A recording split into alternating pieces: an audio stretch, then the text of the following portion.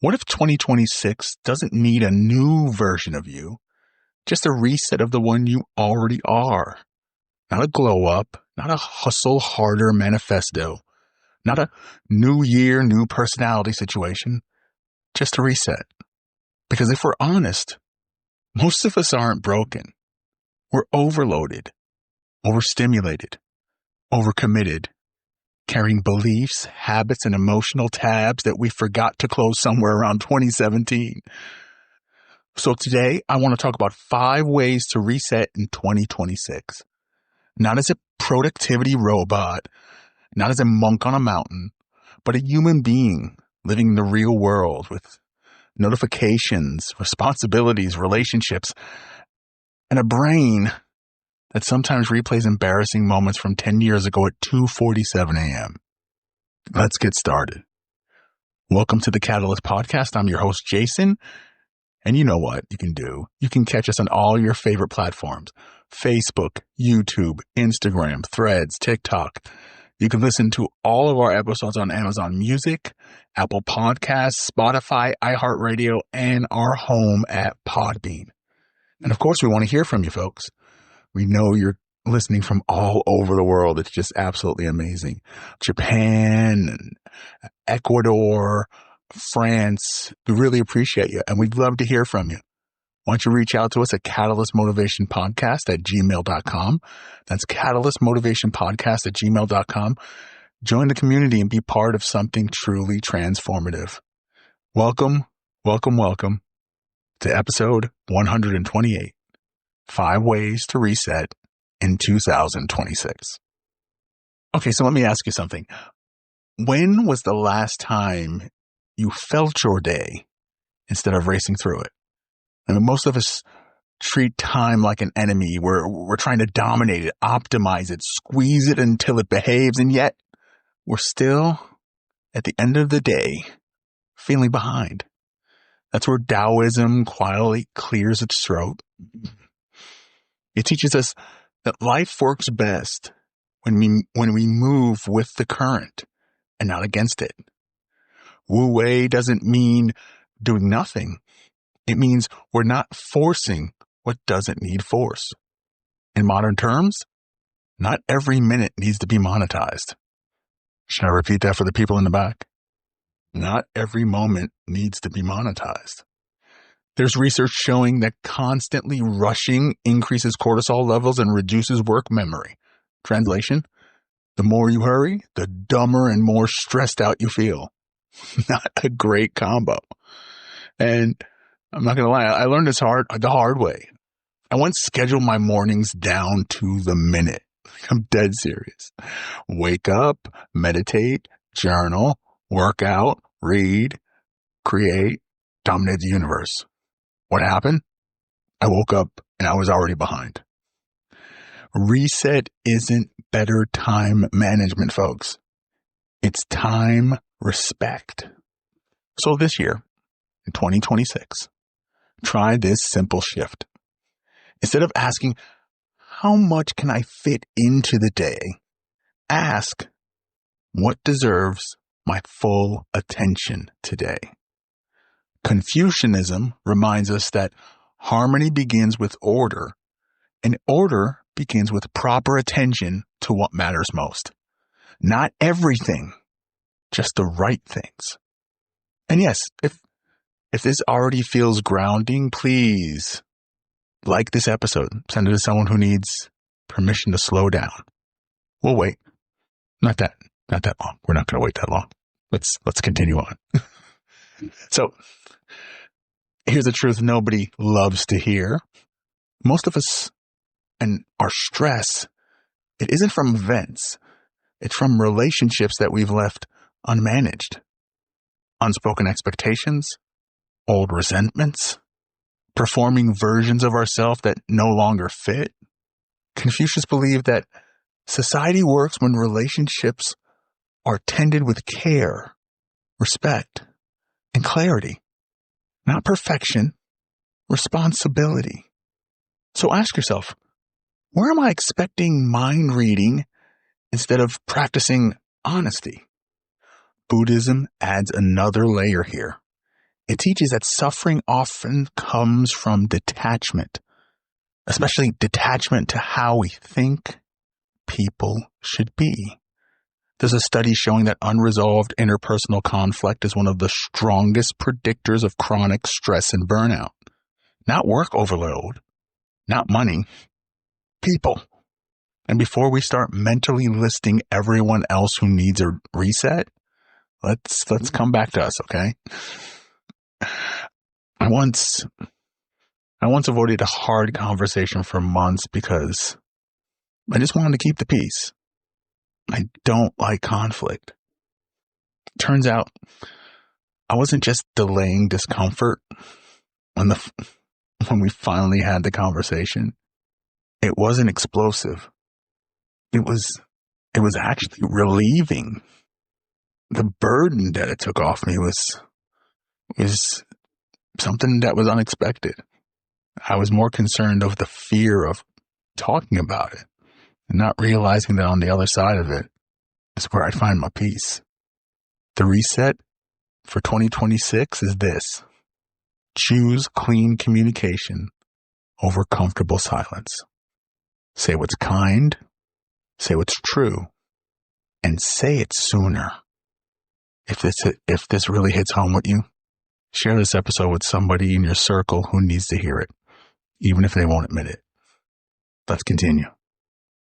Okay, so when it comes to discipline gets a bad reputation. We imagine cold showers, joyless routines, and someone yelling, "No excuses!" at 5 a.m. But the Stoics, they tell us something different. The Stoics weren't obsessed with control for control's sake. They were obsessed with agency, with knowing what's in your power and releasing what's not. Epictetus said that freedom comes from governing yourself, not your circumstances. Yourself, not your circumstances. The modern version of this: if you don't choose your habits, your impulses will. And the data backs this up. Roughly 40% of daily behavior is habitual, which means that nearly half of your life is on autopilot. Half of your life. So the reset isn't just becoming extreme. It's becoming intentional. So this year, don't ask, what should I add to my life? Ask, what habit quietly drains me every day? Is it the late night scrolling? Maybe it's the emotional eating or snacking. How about avoiding the hard task until they grow teeth? You can't see my hand up, but I'm raising my hand. Jainism offers a gentle but powerful counterbalance here.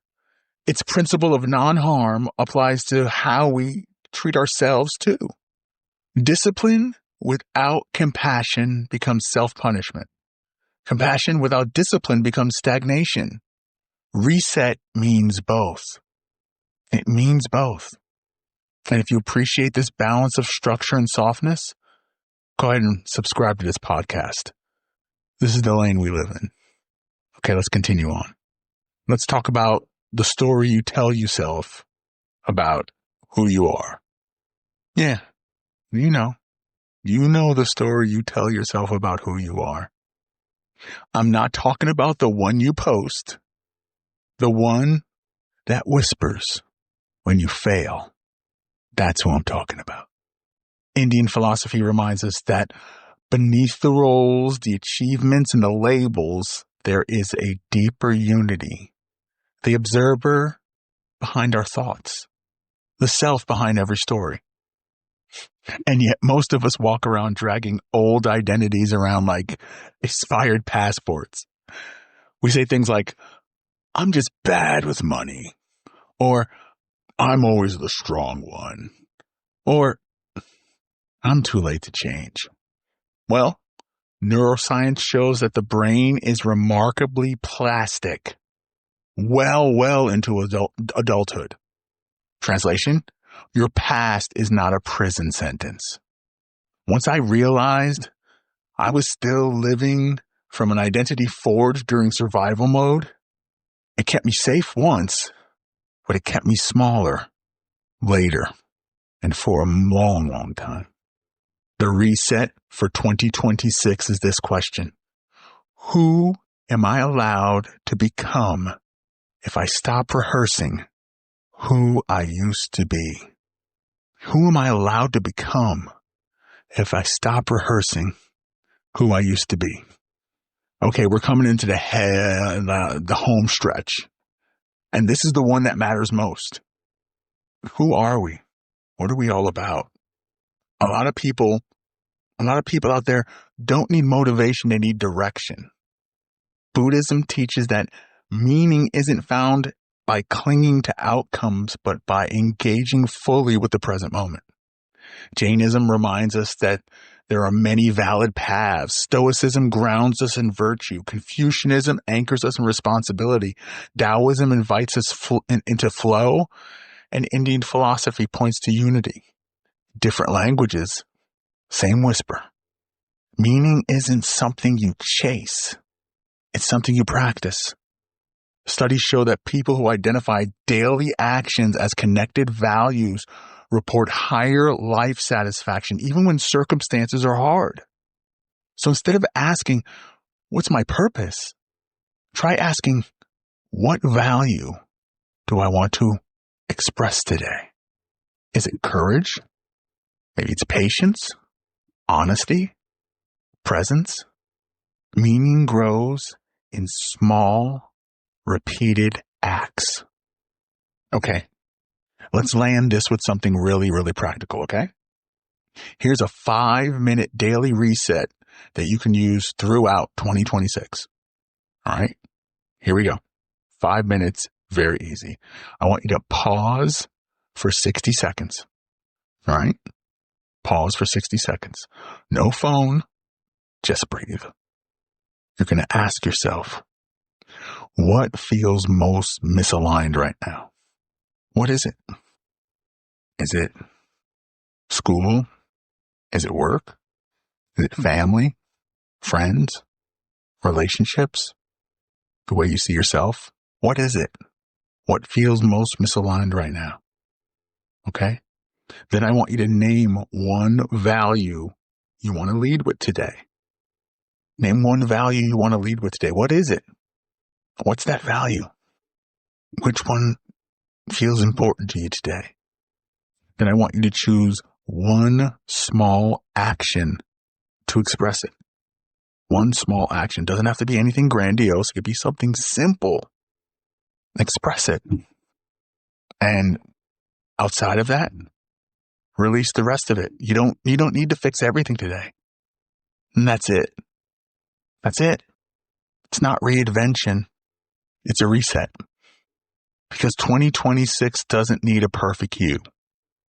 All it needs is a present one. Well, folks, that's it for today. And I hope this episode resonated with you. And if it did, please share it with someone who might need it. Like and subscribe to our podcast for more motivational content. Follow us on Facebook, YouTube, Instagram, Threads, and TikTok for even more inspiration. Thank you for joining us for episode 128 of the Catalyst Podcast. We look forward to seeing you next time for episode 129. Go be great.